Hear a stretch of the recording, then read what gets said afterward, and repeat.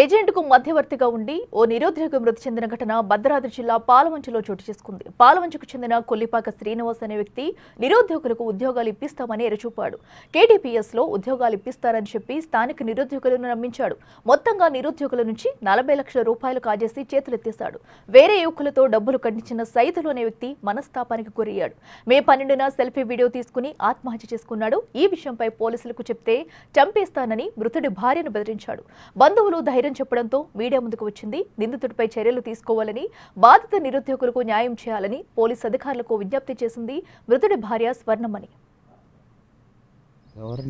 SP గారికి, రోహిత్ రాజ్ గారికి నమస్కరించి మీ పాదాలకు వందనం చేసి చెప్తానండి.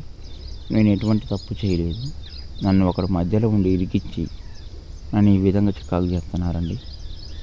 వాడు ఒక మనిషి దగ్గర నా దగ్గర 8 లక్షలు, మా బామ్మడి దగ్గర 5 లక్షలు, తరువాత లక్ష్మణ్ రాజు అని చెప్పేసి వాళ్ళ అబ్బాయిని పెట్టించామండి. అతని దగ్గర 3 లక్షలు, బండారి హరీష్ అని ఒకతను. తర్వాత వీళ్ళిద్దరిని పెట్టిన తర్వాత వాళ్ళిద్దరూ మాకు వద్దు, ఇదేదో అన్యాయం జరిగేటట్టుంది, తేడాగా ఉంది, ఇది న్యాయంగా లేదు అని వాళ్ళు నన్ను అడిగినప్పుడు నేను ఈయనకు చెప్తే వద్దన్న వాళ్ళని తీసిపా, ఏం కాదు, నీకేమి ఇబ్బంది లేదు, నేను నీకు డబ్బులు ఇచ్చేస్తానని చెప్పి ₹1 కూడా ఇవ్వలేదండి. లేకుంటే రాడు కదా. వాళ్ళ డబ్బులు వాళ్ళకి ఇచ్చేయమంటే ఇవ్వలేదండి. ముందు 2 మనుషుల్ని తీసేసాం, బండారి హరీష్ని, లక్ష్మణ్ రాజుని. వాళ్ళు వద్దన్నారు. ఇది మోసంగా ఉంది, ఏదో తేడాగా ఉందంటే అంటే సర్లే, వీళ్ళు నమ్మట్లేదు. మనకు ఉద్యోగం వస్తుంది, ఉద్యోగం వస్తే మనం బతకొచ్చు, నా పిల్లలు బతుకుతారు, అందరు బాగుంటారని నేను అనుకున్నాను సార్. అనుకొని నేను కట్టానండి. నేను 8 లక్షలు కట్టా సార్. మా బామ్మర్ది 5 లక్షలు కట్టించా. మా బామ్మర్ది పేరు భాగ్యరాజు, వాడు 5 లక్షలు కట్టాడు, నేను 8 లక్షలు కట్టాను. ఈ హరీష్, లక్ష్మణ్ రాజు కూడా కట్టారండి 3 లక్షలు. హరీష్ కట్టింది 3.5, లక్ష్మణ్ రాజు కట్టింది 3. తను ₹1 కూడా ఇవ్వలేదు సార్. నన్ను మధ్యలో ఇరికిచ్చేసి నా పెళ్ళం మెడలో ఉన్న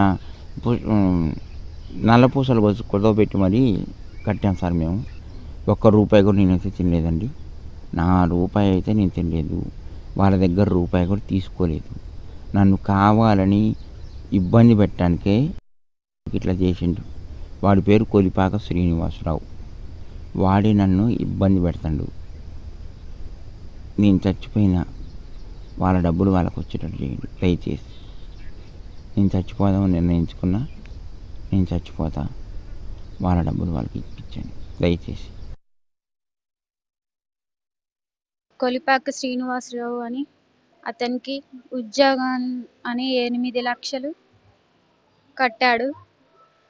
కట్టిన తర్వాత ఇంకా ఎవరైనా ఉన్నారేమో చూడు, ఉద్యోగాలు ఇప్పిద్దాం అని చెప్పాడు. నా భర్తని ఎవరైనా ఉన్నారేమో చూడు అంటే నా భర్త చూశాడు, వాళ్ళతో కట్టించాడు. చాలా మందిని కట్టించి నా భర్తని హింసలు పెట్టాడు. అడుగుతేనేమో ఇదిగో రేపు అయిపోతుంది ఉద్యోగం, ఎల్లుండి అయిపోతుంది, ఇవాళే అయిపోతుంది అని చెప్పాడు. నా భర్త అతని వల్లే చనిపోయాడు. బాగా కుంగి కృషించి చనిపోయేలా చేశాడు. వాడి వల్లే నా భర్త చనిపోయాడు. బాగా హింసలు పెట్టి నా భర్త చనిపోయేలాగా చేశాడు. నాకు 2 చిన్న పిల్లలు, నాకు నా పిల్లలకి అన్యాయం చేసేలాగా చేశాడు. నా భర్త చాలా మంచోడు. ఆయన్ని ఉద్యోగాలు కట్టించి ఉద్యోగాల పేరుతో మోసం చేసి నా భర్తని చంచిపోయేలాగా చేశాడు.